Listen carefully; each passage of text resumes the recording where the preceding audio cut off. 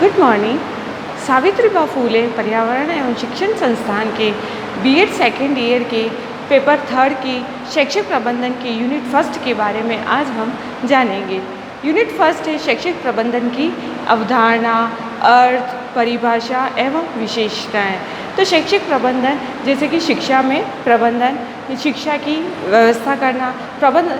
शैक्षिक का आशय है कि शिक्षा, और प्रबंधन का आशय है यानी कि अर्थ है कि व्यवस्था करना, ये शिक्षा की व्यवस्था करना। जैसे कि आप सभी को ध्यान है कि प्राचीन काल में गुरुकुल में जाकर शिष्य गुरु के पास सानिध्य में रहकर शिक्षा का अर्जन करता था। फिर शिष्यों को गुरु दक्षिणा के तौर पर उन्हें भिक्षा मांगकर वो गुरु का कार्य करते थे, उनके अर्थोपार्जन का कार्य किया जाता था। तो गुरु अर्थोपार्जन के रूप में गुरु दक्षिणा भिक्षा के रूप में लेते थे। फिर बोधकाल आया, तो बोधकाल में भी आपने देखा होगा कि शिक्षा केंद्रों पर दी जाती थी। उन शिक्षा केंद्रों का सारा व्यय का कार्य होता था, वो सारा राज्य के राज्याधिपति किया करते थे। सारा खर्च उनका राज्याधिकारों के पास होता था। राज्य का जो अधिपति होता था, राज्य का जो एक मंत्री होता था, वो शिक्षा का सारा व्यय उठाता था। अगर जितने अच्छे शिक्षा केंद्र अच्छे चलते थे, जैसे कि नालंदा केंद्र बोधकाल में जब बहुत चला था, तक्षशिला चला था, तो इससे क्या होता है कि उस समय के राजा महाराजाओं के बारे में जानकारी मिलती है कि उस समय राजा महाराजाओं का शासन बहुत अच्छे तरीके से चलता था। उस समय आय व्यय धनोपार्जन का साधन बहुत अच्छा था।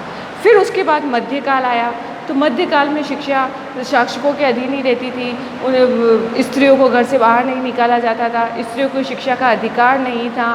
सिर्फ उनके मुल्ला मौलवी वही शिक्षा का कार्य करते थे। फिर उसके बाद वर्तमान काल आया, तो वर्तमान काल में आपने देखा आधुनिक काल, वर्तमान काल में शिक्षा का कार्य बहुत अच्छे से होने लगा। शिक्षा स्कूलों में, विद्यालयों में दी जाने लगी।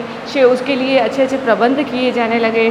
छात्र, जो शिक्षा अर्जन करने वाले छात्र और छात्राएं हैं, उन्हें स्कूल आकर, विद्यालय आकर शिक्षा का अर्जन करना होता था। और शिक्षा पूरे अच्छी योजना के द्वारा शिक्षा का कार्य शिक्षा प्रदान करने का कार्य किया जाता था। उन्हें पूरी योजना, नीति का निर्धारण, क्रियान्वय, समन्वय, व्यक्तियों का समूह मिलकर कार्य करता था। तो ये सब शैक्षिक प्रबंधन कहलाता था। तो धीरे धीरे शिक्षा का वर्चस्व बढ़ने लगा। हर क्षेत्र के हर बालक और बालिका शिक्षा के प्रति आकर्षित होने लगे। तो इससे शिक्षा में नई नई चीज़ों का आविष्कार भी होने लगा, नई नई विषयों का समावेश होने लगा। तो इससे हमने शिक्षा के क्षेत्र में जैसे कि 3 पॉइंट बिंदु हमने निर्धारित किए थे। वर्तमान काल में शैक्षिक प्रबंधन के लिए शैक्षिक प्रबंधन एक कला है, यानी कि कला एक आर्ट मानी जाती है और शैक्षिक प्रबंधन भी एक कला मानी जाती है। इस शैक्षिक प्रबंधन में पूरी एक प्लानिंग की जाती है, व्यवस्था की जाती है, जिसमें सभी नीतियों का निर्धारण किया जाता है, समन्वय किया जाता है, नियंत्रण किया जाता है, कार्यों का निर्धारण किया जाता है, और व्यक्तियों के समूह का सामंजस्य अच्छा होता है, उनमें अच्छे से सहयोग करके वो कार्य किया जाता है।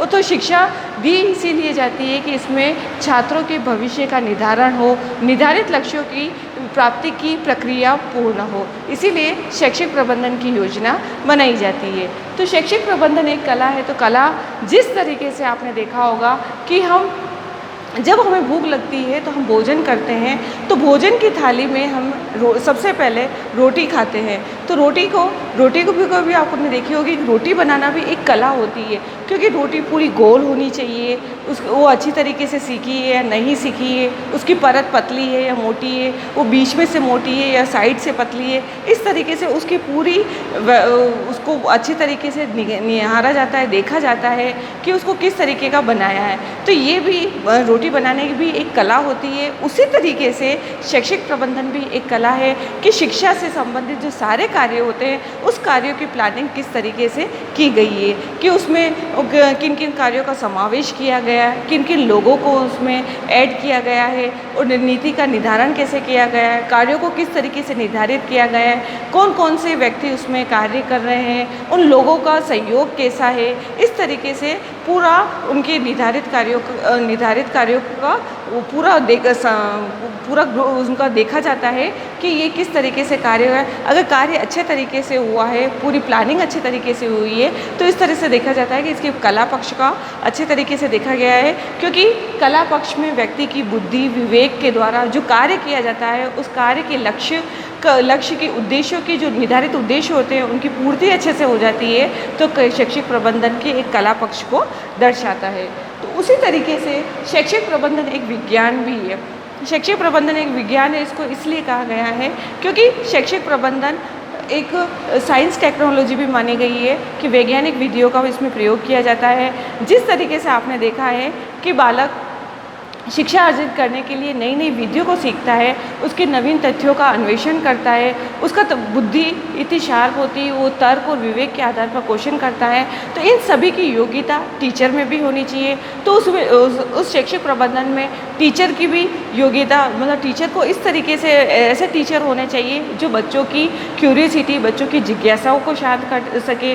उनमें ऐसी योग्यता होनी चाहिए कि वो सारे कार्य कर सके, उन्हें नई नई विधियों का, नए नए आविष्कारों के बारे में उनको जानकारी दे सके। क्योंकि छात्र अपने अध्ययन में, अपने कक्षा काल में ये जान सके कि वर्तमान समय में कौन कौन सी विधियों का प्रयोग हो रहा है, किस तरीके से नवीन विधियों का प्रयोग किया जाता है। आज वर्तमान समय में कंप्यूटर का अच्छा वर्चस्व बढ़ रहा है। हर क्षेत्र में कंप्यूटर, हर कार्य ऑनलाइन किया जाता है, इंटरनेट का पूरा ज्ञान होना चाहिए। ये सारी सुविधाएं बालकों को मिले, इस तरीके की योजना उस शैक्षिक प्रबंधन में की जानी चाहिए ताकि इससे वैज्ञानिक समस्याओं का समाधान हो सके, वैज्ञानिक समस्याओं का समाधान अच्छे से हो सके, उन्हें किसी तरीके की कोई प्रॉब्लम नहीं हो, नवीन आविष्कारों के बारे में जानकारी मिल सके।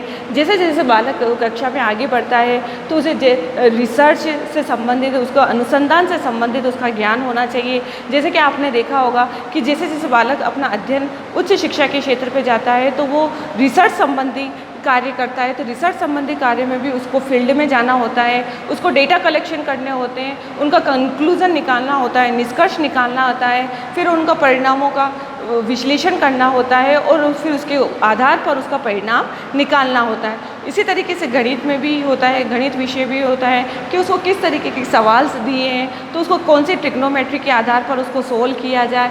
इस तरीके की सारी सुविधाएं उस विद्यालय में उसके टीचर के द्वारा और उस प्रयोगशालाओं, इनके आधार पर उनको प्रदान की जानी चाहिए। तो ये सारी सुविधा भी शैक्षिक प्रबंधन में अनिवार्य होती है कि प्रबंधन में, प्लानिंग में, उस व्यवस्था में ये सारी योजनाएं होनी चाहिए।